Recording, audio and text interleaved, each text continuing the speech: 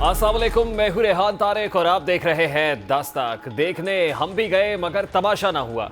कल डोनाल्ड लू की अमेरिकी कांग्रेस में पेशी को पूरे पाकिस्तान में लाइव दिखाया गया।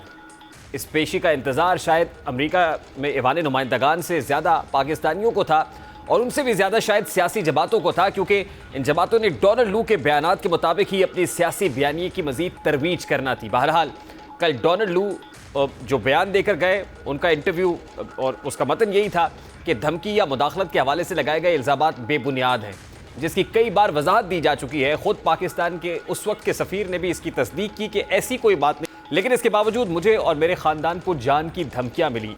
डोनाल्ड लू ने तो 1 मिनट से भी कम वक्त में इस बयानिए को पाश कर दिया, जो पाकिस्तान में 27 मार्च 2022 से शुरू होकर आज तक की सियासत का महवो मरकज़ है। उन्होंने ये तक कह दिया है कि खुले अल्फाज में कहा है कि उनकी असद मजीद से मुलाकात तो हुई, लेकिन इस मुलाकात को सिफारती तौर पर रिकॉर्ड या इसकी केबल बनाई गई, जिसे पाकिस्तानी साइफर कहते हैं। लेकिन इस साइफर से मुतालिक जो बातें की जा रही हैं वो बेबुनियाद हैं। हुकूमत की तब्दीली या नताइज की धमकी वाले इल्ज़ामात गलत हैं। अब इस इन बयानात के बाद तो साइफर वाले मामले पर तहरीक इंसाफ मांगनी चाहिए थी, लेकिन पीटीआई इसको एक अलग ही रंग दे रही है। पाकिस्तान तहरीक इंसाफ की जानिब से डोनाल्ड लू की इस पेशी के बाद क्या नैरेटिव बनाया जा रहा है, जरा वो भी आपको दिखाता है। तकरीबन 20 घंटे होने को आए, लेकिन असद मजीद साहब की तरफ से कोई स्टेटमेंट नहीं आई। इसलिए हम इसकी री इन्वेस्टिगेशन का मुतालबा करते हैं। खान साहब ने पुरजोर ये मुतालबा किया है और हम असद मजीद को कॉल ऑन करते हैं कि आप इस स्टेटमेंट के बाद अपनी स्टेटमेंट जरूर दे दें और इस बात की तायीद करो और इसकी तरदीद करो कि उसने जो कहा है कि कोई ऐसी मीटिंग नहीं हुई है, उसको डिनाई करे। तहरीक इंसाफ के मुताबिक डोनाल्ड लू ने साइफर के कंटेंट और हत्ता के मुलाकात को भी मुस्तरद किया है, जबकि असद मजीद ने साइफर का कंटेंट अदालत में जमा कराया और मुलाकात की तस्दीक की है।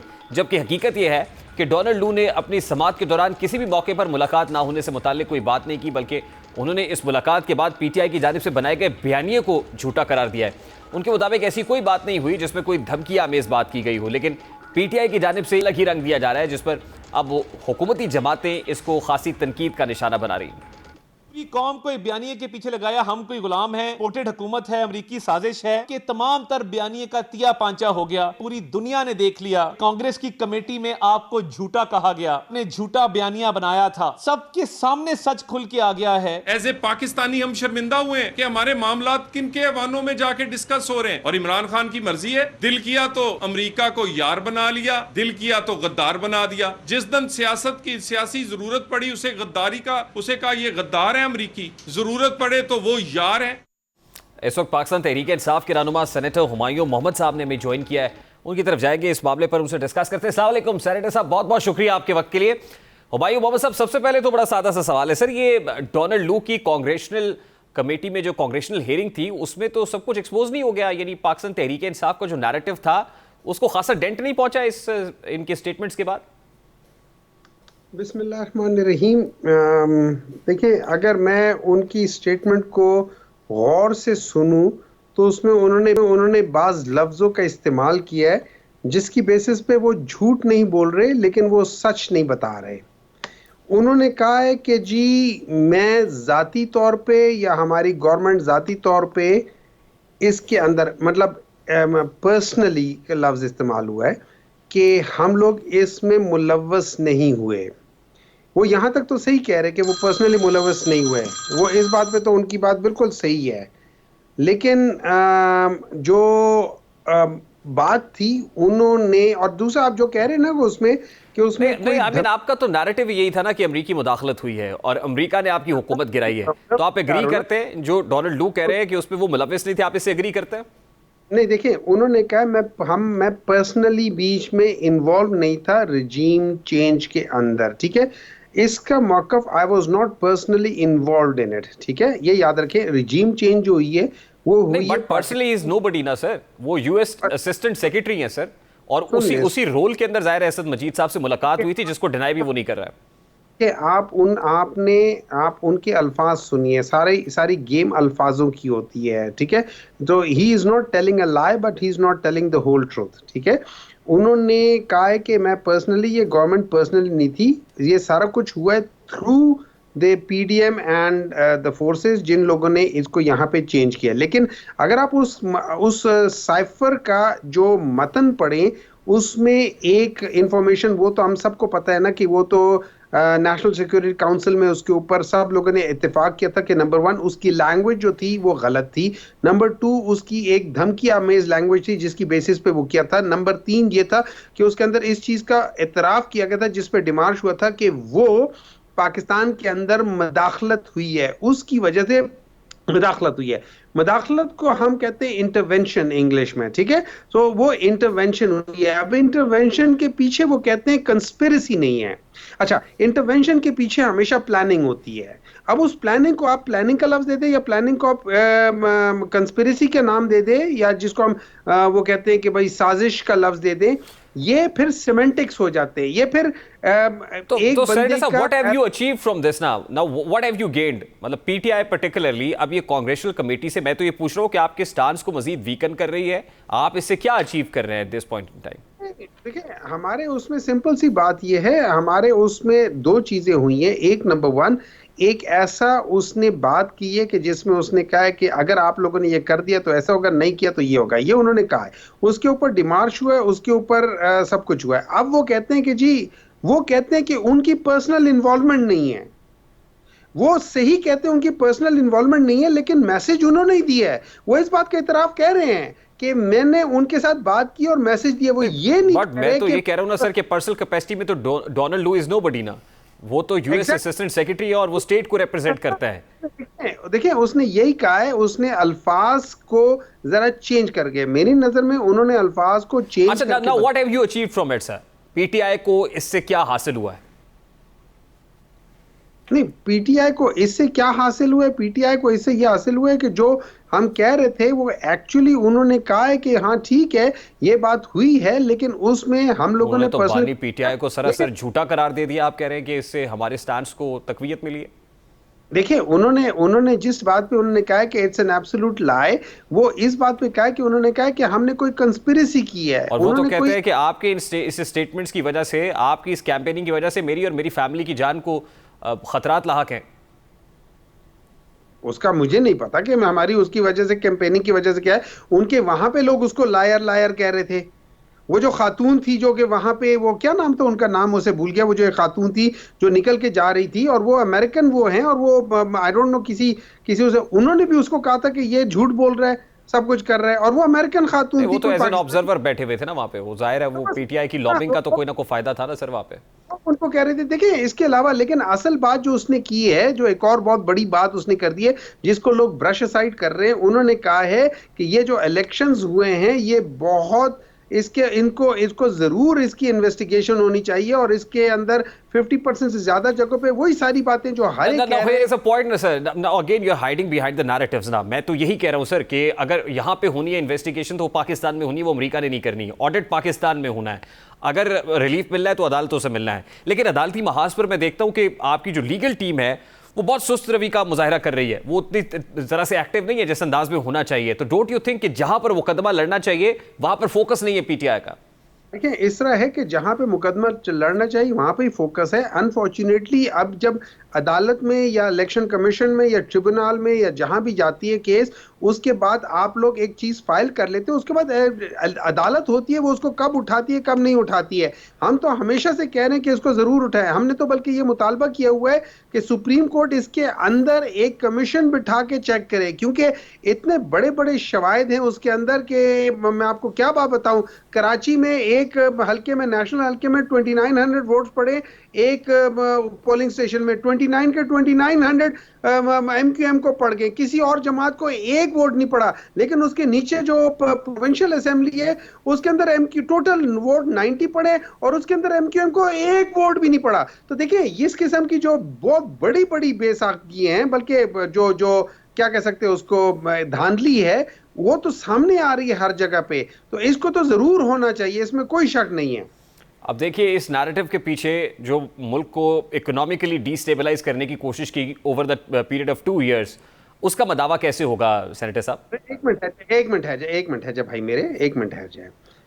जब पाकिस्तान तहरीक इंसाफ को इन्होंने निकाला, आपके सारे पैरामीटर्स प्लस थे, सारे पैरामीटर्स प्लस थे। इन लोगों की ना कैपेसिटी थी, ना कैपेसिटी है, ना कैपेसिटी होगी।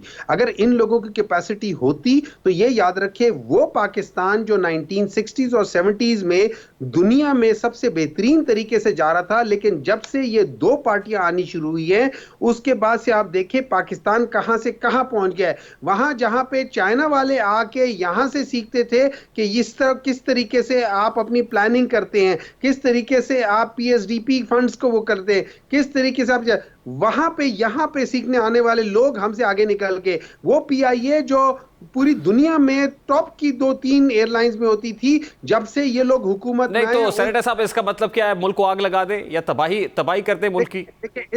इसकी वजह ये है, इन सब चीजों की वजह सिर्फ एक है, वो है कि 1970s के बाद पॉलिटिकल मैन्यूवरिंग शुरू हो गई थी। जो पॉलिटिकल बंदा या जो पॉलिटिकल पार्टी मेरिट पे होती थी उसको हटा के उन लोगों को लाया जाता था जो मेरिट पे नहीं होते थे। सर वो मामला अभी भी वही है सर, आप you know who is responsible for that, ये मैं भी जानता हूं, आप भी जानते हैं सर, यही मसला है। और जो लोग रिस्पॉन्सिबल है एक्चुअली उन्हीं के ऊपर ये सारी रिस्पॉन्सिबिलिटी रेस्ट करती है। उन्हीं को चाहिए कि अपनी पॉलिसीज को चेक करें। और रिस्पॉन्सिबल तो वो भी है ना सर, 2018 वाले भी जो आउट ऑफ टर्न प्रमोशन लेके आए थे। चाहे देखें 2018 13 हो, 8 हो या 2 हो या 96 हो या 90 हो या 1984 हो या 1971 हो, जब भी हो ये पॉलिटिकल मैन्यूवरिंग नहीं होनी चाहिए। यही वजह है कि पाकिस्तान नीचे जा रहा है। आप लोग क्यों नहीं समझते? हम लोग पुरानी चीजों की बेसिस पे अगली गलत कामों को जस्टिफाई कर रहे हैं, बजाय इसके कि उससे सीख के और अपने आप को दुरुस्त करें। आपने सीख लिया सर, आपने 2018 में जो कुछ किया था उससे सीख लिया है। अगर हमने सीखकर ना हुआ था तो आज हम डील करके इधर बैठे होते। तो फिर आज किसके साथ बैठने के लिए तैयार है आप? फिर भी पॉलिटिकल फोर्सेस तो बैठने के लिए तैयार नहीं है, आप तो फिर एस्टैब्लिशमेंट की तरफ देख रहे हैं। देखिए हम किसी की तरफ नहीं देख रहे। अगर हमने एस्टैब्लिशमेंट की तरफ देखना होता है हम डील कर चुके होते हैं। आपको कितने बड़े बड़े जर्नलिस्ट ने, कितने बड़े बड़े लोगों ने नहीं बताया कि इमरान खान के पीछे लोग गए हैं, कितने कितने लोग गए उनके साथ करने के लिए, यार ये कर लो, वो कर लो, फलाना कर लो। वो जब वहां से बयान दे रहा है, कोई एक चीज कर रहा है कि मैंने ये नहीं करना, मैंने वो नहीं करना, कोई तो वजह होगी तो वो ये कह रहे हैं ना। नहीं वो क्या कह रहे हैं? लास्ट लाइन क्विकली मुझे बता दे कि क्या कहते हैं कि बैठना नहीं है, डेडलॉक कहां पे है, ये डायलॉग नहीं करना। सियासत में तो डायलॉग होता है, तो सियासत में तो दरवाजे ओपन होते हैं, बातचीत होती है। देखिए एक चीज, बातचीत अपनी जगह पे होती है। बातचीत दो किस्म की होती है, एक इशू के ऊपर बात होती है और एक आपस में बातचीत होती है कि चलो हम दोनों मिलके बैठ जाते हैं, बाकी सारी चीजें भाड़ में जाए, हम लोग मिलके खाते हैं। हम ये बातचीत करना नहीं चाहते। हम चाहते हैं कि इशू के ऊपर बात करो। और सबसे बड़ा इशू पाकिस्तान का क्या है? Political engineering. उसके लिए हम चाहते हैं कि इलेक्शन फ्री, फेयर और ट्रांसपेरेंट हो। उसके लिए किसके साथ बैठने को तैयार है आप? उसके लिए हर वो पॉलिटिकल पार्टी जो समझती है कि election manoeuvring, political party means political party. Yes of course, क्योंकि ये याद रखें, मैं एक बात बताऊं, इलेक्शन कमीशन कॉम्प्रोमाइज है, कॉम्प्रोमाइज था, कॉम्प्रोमाइज है, कॉम्प्रोमाइज रहेगा। बाकी फोर्सेस उसके ऊपर प्ले करती हैं और यही सारी चीजें हैं कि ये सारी ब्यूरोक्रेसी, ये सारा एक ही है। इनको हम सेनेटर साहब लास्टली हुकूमत ने तो, हुकूमत में आने के बाद यानी शहबाज शरीफ साहब ने भी, आसिफ जरदारी साहब ने भी, बिलावल साहब ने कहा मिसाक मफाहमत करते हैं, तो इससे बेहतर अपॉर्चुनिटी क्या होती है फिर? मसाक मफाहमत is not a solution to the problem. आप बेशक हमारे साथ मफाहमत ना करें, आप उसकी बजाय जो इशू है उनको एड्रेस करें। आपको पता है कि आप लोगों के पास मैंडेट नहीं था। आप यही तो प्रॉब्लम है ना, इशू यही है कि वज़ारत उज़्मा आपके पास नहीं है, वज़ीर आज़म ऑफिस में आप नहीं है, बस ये इशू है सर। बिल्कुल sir I have to take a very quick short break. Quickly बता दें सर, 10 सेकंड्स में मुझे ब्रेक लेनी जी। उज़्मा या उसकी बात होती तो फिर तो हम बाकी बीच कर रहे होते। हम लोगों ने बाज जगहों पे जहां इवन केपी के अंदर बाज ऐसे सीट्स हैं जो हम समझते हैं कि ये लोग मेरिट पे जीते हैं, हमने उनका कोई वो नहीं किया। केपी के अंदर ऐसी सीट्स हैं जो हम समझते हैं कि ये मेरिट पे नहीं हुई हैं, हम उसकी बात कर रहे हैं। हमारे अगर किसी सीट के ऊपर किसी को है तो हम वो खोलने के लिए तैयार है, कोई ऐसा मसला नहीं है। लेकिन असल चीज ये हो जाती है कि आपको मेरिट को प्रिवेल करना है और पॉलिटिकल मेरिट जब तक सामने नहीं आएगी आपके ठीक है। सेनेटर साहब मुझे ब्रेक लेनी है। सेनेटर हुमायूं मोहम्मद साहब पाकिस्तान तहरीक-ए-इंसाफ के रहनुमा हमारे साथ मौजूद थे। लेट्स टेक अ ब्रेक और ब्रेक के बाद जब वापस आएंगे तो ख्वाजा स्टेटमेंट्स कलाबाजियां है। एक स्टेटमेंट पहले दिया गया, उसके बाद एक और स्टेटमेंट, और अब वजीर कानून उस पर क्या कह रहे हैं, ये मामला इसके बाद टेकअप करेंगे। आप हमारे साथ रहिए।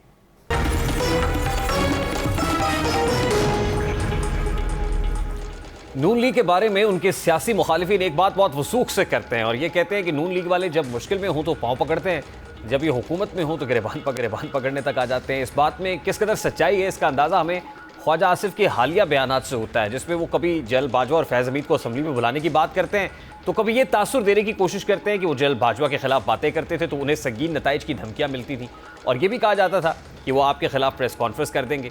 ये बातें शायद सच भी हों, लेकिन हैरानकुन चीज़ ये है कि ये बातें ख्वाजा आसिफ जल बाजवा के बारे में कर रहे हैं। वही जल बाजवा जिनको 2018 के इलेक्शंस में उन्होंने मदद के लिए पुकारा था, लेकिन अब वो उनका गिरबान पकड़ने यानी पार्लियामान में बुलाकर जवाबदेही चाहते हैं। ख्वाजा आसिफ के दावों पर शकूक व शुबात इस वजह से भी हैं कि खुद पीडीएम हुकूमत में वज़ीर दिफा थे। अगर ये जल बाजवा को बुलाना चाहते थे तो तब भी बुला सकते थे। अब अगर उनका या उनकी पार्टी का इरादा एक बार फिर मज़ामत वाला है तो ये प्लान इंतहाई भोंडा है, क्योंकि मज़ामत का वक्त तो कब ख़त्म हो चुका। ये बयानिया इलेक्शन से पहले वाला था जो ख्वाजा आसिफ को अब इलेक्शन हुए हैं, हुकूमत बना ली है, तमाम केसेस ख़त्म करा लिए हैं, रिलीफ हासिल करने के बाद याद आया है। वैसे भी अगर ख्वाजा साहब के मशवरे के मुताबिक हुकूमत जर्नैलों के एहतसाब का फैसला करती है तो उन्हें पार्लियामान में बुलाती है, तो इससे यकीनी तौर पर शहबाज हुकूमत और इस्टेब्लिशमेंट के दरमियान तनाव पैदा होने का ख़तरा है। ऐसे किसी तनाव को क्या शहबाज हुकूमत बर्दाश्त कर सकती है, ये सवालिया निशान है। अभी तक इस बारे में इल्म नहीं है कि क्या ये ख्वाजा साहब का अपना ज़ाती फैसला है, बयानी हुकूमती पॉलिसी है। इंटरेस्टिंगली ख्वाजा आसिफ साहब से किसी ने ये पूछा कि ख्वाजा साहब ये जो बातें आप कर रहे हैं इससे तो आप घर भी जा सकते हैं, तो उन्होंने कहा हम घर जाने के लिए भी तैयार हैं। अब मोहम्मद ज़ुबैर साहब पाकिस्तान मुस्लिम लीग नून के सीनियर रहनुमा हमारे साथ मौजूद है। अस्सलाम वालेकुम ज़ुबैर साहब, बहुत बहुत शुक्रिया आपके वक्त के लिए। सर, सबसे पहले तो मेरा बड़ा सादा सा सवाल है, ये इस हुकूमत का यानी नून लीग कोलिशन गवर्नमेंट का फ्यूचर क्या देखते हैं आप? ये सवाल तो बनता है इसलिए कि पाकिस्तान की तारीख में कभी भी किसी पार्टी ने या किसी भी कोलिशन गवर्नमेंट ने अपना टेन्योर पूरा नहीं किया, किसी ना किसी वजह से या तो निकाल दिए गए या जो भी हुआ। तो ये इस वजह से एक अहम सवाल बनता है कि क्या ये वाली हुकूमत पूरा कर सकती है अपने tenure. This is a very weak government अगर आप उस हिसाब से देखें। It's a minority government because People's Party ने जिसने वोट दिया उनको सपोर्ट करने के लिए, they are not part of the cabinet. तो ये मिनॉरिटी गवर्नमेंट। ज़ुबैर साहब, अलाउ मी टू आस्क कि इतनी वीक गवर्नमेंट और इतने वीक ग्राउंड्स पे खड़ी हुई गवर्नमेंट, इतने बुलंदो बांग नारे, यानी वजीर दफा ये कहते हैं कि जी मैं तो जनरल बाजवा को बुलाऊंगा, मैं जनरल फैज़ को बुलाऊंगा, मतलब इतनी वीक ग्राउंड्स पे खड़े हो कि आप इतनी स्ट्रॉन्ग बातें कर रहे हैं, इसके मुतामिल हो सकते हैं। यानी अभी आपको बहुत सारे चैलेंजेस का सामना है, पेशतर इससे कि आप उन चैलेंजेस से निकलें, फिर आप किसी के एहतसाब किसी को बुलाने की बात करें। आपने पहले ये बातें करना शुरू कर दी?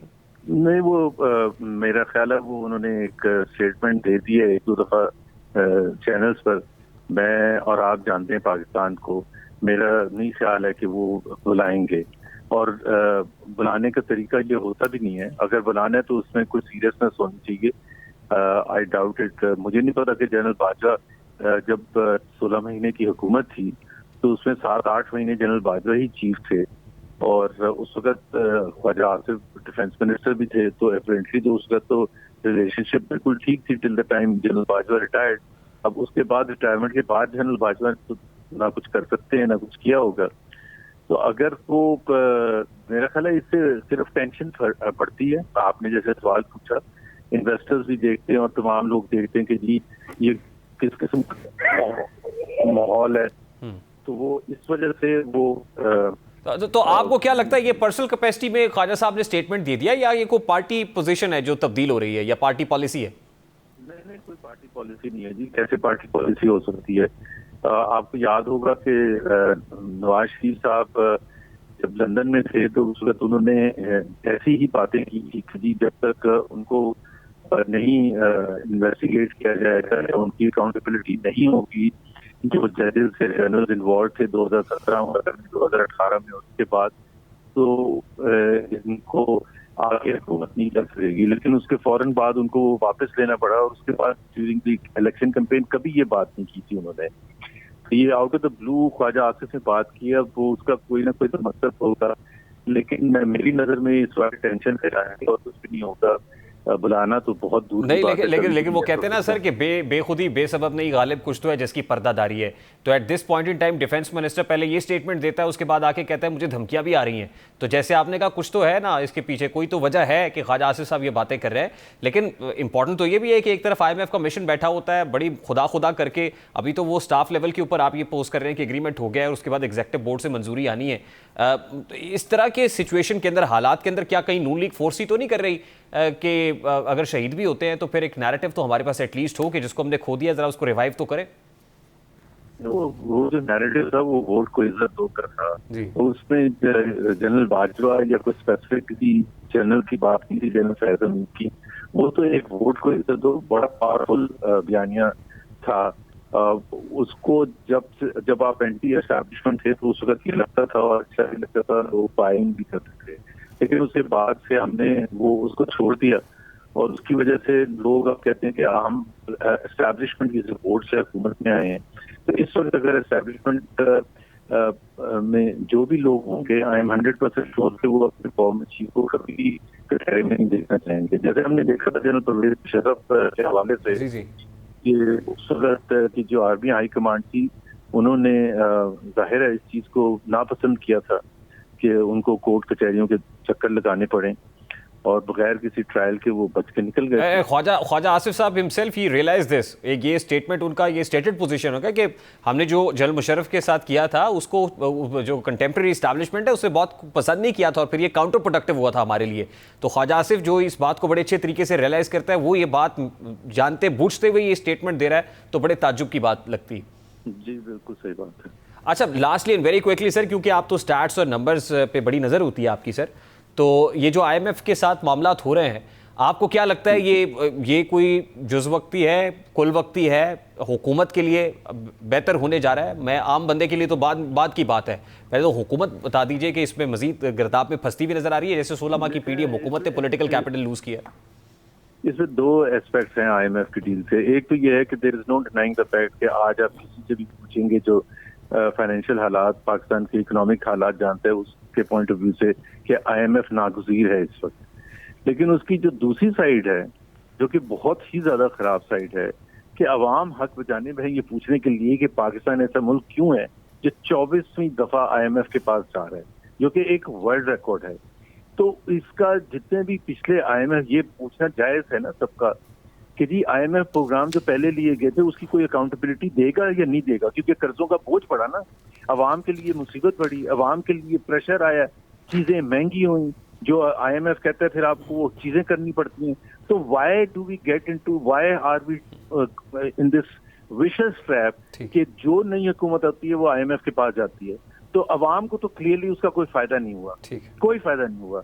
क्योंकि आप अगर देखें कि पाकिस्तान के चाहे वो टैक्स के हालात हैं, या आप एनर्जी सेक्टर के हालात देख लें, या आप स्टेट ओन्ड इंस्टीट्यूशंस के हालात देख लें, सब अपनी कोई हौसला अफजा नहीं देखते हैं आप Mohammad Zubair sahab. I have to take a very quick short break. Sir बहुत शुक्रिया पाकिस्तान मुस्लिम लीग मोहम्मद जुबैर साहब हमारे साथ मौजूद थे। लेट्स टेक अ ब्रेक और ब्रेक के बाद जब वापस आएंगे तो फॉरेन ऑफिस की तरफ से आज ब्रीफिंग थी और ईस्टर्न वेस्टर्न बॉर्डर के ऊपर जो सिचुएशन है, खासतौर पर कल जो गवादर पे अटैक हुआ और फिर उसको न्यूट्रलाइज भी कर दिया सिक्योरिटी फोर्सेस की तरफ से, करेंगे इस ब्रेक के बाद हमारे साथ।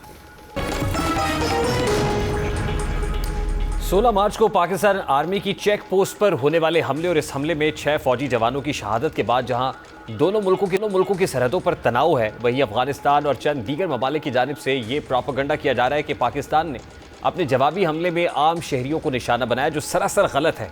पाकिस्तान ने टारगेटेड कार्रवाइयों में उन्हीं दहशतगर्दों को निशाना बनाया जो इस सरगर्मी में शरीक थे। आज तर्जुमान दफ्तर खारजा ने भी अपने बयान में इस अमर की वजाहत की कि कार्रवाई में शहरी आबादी को निशाना नहीं बनाया गया। आज तर्जुमान दफ्तर खारजा मुमताज़ ज़हरा बलोच साहिबा ने जो ब्रीफिंग दी है उसमें क्या बात सामने आई है, ज़रा वो आपके सामने रखता है। of March, Pakistan carried out intelligence-based anti-terrorist operations in the border regions inside Afghanistan. The prime target of the operation was terrorists belonging to Hafiz Gul Bahadur Group, which along with Tehreek-e-Taliban Pakistan has been responsible for multiple terrorist attacks inside Pakistan. ये attack हाजी बहादुर group जो TTP band outfit का है उस पर बड़ा specific और targeted था। ये तर्जुमान दफ्तर खारजा की तरफ से क्लियर कर दिया गया है। दूसरी जानिब पाक फौज पर होने वाले हमले और उसके बाद मुल्की सियासी क़यादत की जानिब से हर सूरत बदला लेने यानी जीरो टॉलरेंस की पॉलिसी को रीट्रेट किया गया है कि दुश्मन को हर सूरत कैफिर किरदार तक पहुंचाया जाएगा। और दावों ने बहुत दूर तक आग भी लगाई हुई है क्योंकि उस तरफ भी इसके शोर किए जा रहे हैं और TTP की जानिब से एक थ्रेट अलर्ट भी इशू किया गया है जो पॉलिटिकल लीडरशिप के लिए ये इंतहाई डेंजरस बात भी है। अभी एक ब्रेक लेंगे और ब्रेक के बाद जब वापस आएंगे तो वज़ीर दाखिला मोहसिन रज़ा नकवी साहब के दबंग फैसले का जिक्र करेंगे। इस ब्रेक के बाद हमारे साथ मुल्क को इस वक्त बदतरीन बिजली और गैस बहरान का सामना है और सितम ज़रीफ़ी ये है कि एक तरफ गैस और बिजली का बहरान है, दूसरी तरफ इंक्रीजिंग टैरिफ्स हैं, यानी हर रोज़ फी यूनिट कीमत बढ़ा दी जाती है, कहीं फ्यूल एडजस्टमेंट चार्जेस की बात की जाती है और कहीं सर्कुलर डेट को पूरा करने के लिए आम आदमी के ऊपर उफ्ताद गिराई जाती है। लेकिन उसके ऊपर एक तुर्रा ये भी है कि बहुत सारे ऐसे इलाके हैं जहाँ पर कुंडा कल्चर है, कुंडा डाला जाता है इलेक्ट्रिसिटी के लिए, जहाँ पर गैस कनेक्शन उस पर कुंडा डाला जाता है और बिजली के बेदरीक इस्तेमाल किया जाता है और फ्री ऑफ कॉस्ट किया जाता है। बिजली चोरी और गैस चोरी का बढ़ता हुआ रुझान है कुछ इलाकों के अंदर और फिर ये देखा गया है कि अगर कोएर्सिव फोर्स इस्तेमाल की जाए, जिस अंदाज में वफाकी वज़ीर मोहसिन रज़ा नकवी ने यह ऐलान किया है कि क्रैकडाउन होगा उन लोगों के खिलाफ जो बिजली और गैस चोरी करते हैं, तो फिर उसके मुस्बत असरात भी मुरतब होते हैं। जैसे जब लास्ट टाइम ये हुआ तो 1 सितंबर से अब तक के आदाद शुमार ये बताते हैं कि 63.679 बिलियन रुपए वसूल हुए, जबकि 37,308 अफराद की गिरफ्तारी भी अमल में लाई जा चुकी है। तो ये एक मौसर कार्रवाई है, अगर ये इफेक्टिवली होगी तो इसके मस्बत नताइज भी यकीन बरामद होंगे। प्रोग्राम का वक्त अपने इख्तिताम को पहुंचे, आपसे मुलाकात होगी इंशाअल्लाह कल। अपना रखिए ख्याल, अल्लाह हाफ़िज़।